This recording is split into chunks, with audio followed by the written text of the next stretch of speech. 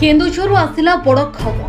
घर भितरे चापी हुई रही गोटे परिवार 3 जन बंचा बंचा करी करुथिले चित्कार। घर पाख लोके चित्कार शब्द शुणी दौड़ी आसी बंचाई देले 3 जनक जीवन। सूचना अनुसार आज अपराह्न आनंदपुर उपखंड प्रबलर अति प्रबल वर्षा सांगक वज्रपात होता फल घसीपुरा ब्लॉक रामचंद्रपुर थाना अंतर्गत साईंकुल ग्राम मेडिकल पाखरे रोधुवा कलाकार जेना चालछपर घरटे संपूर्ण भांगी फल घर भितर कलाकार जेना कुनी जेना कामिनी जेना चापी हो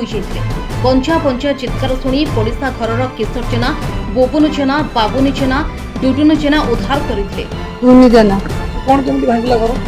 झील धरिक रोषे कर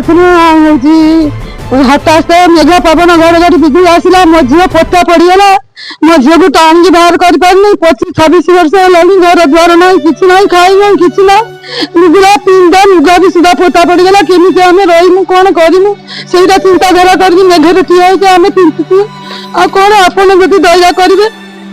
ये कथा कौन कर झील टी टाणी घोषार बाहर करनी लुगा खंड ना पिंजापी जरी खंड ना केमी कौन करके रही दया करके मत जाने साहय करेंगे घर खंड देवे केमी रही कौन करूँ चिंताधारा करेंगे मुझे सरकार को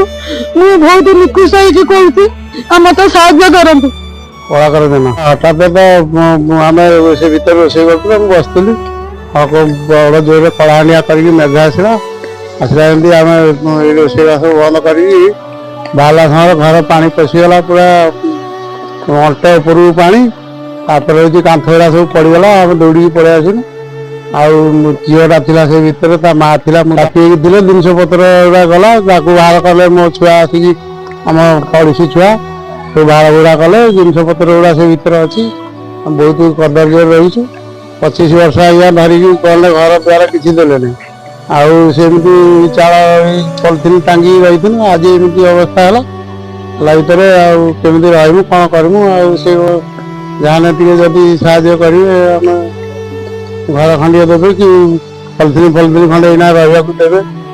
ना उपकृत हम। केन्दुझर गणेश्वर सांग रिपोर्ट ओडिया समाचार लाइव।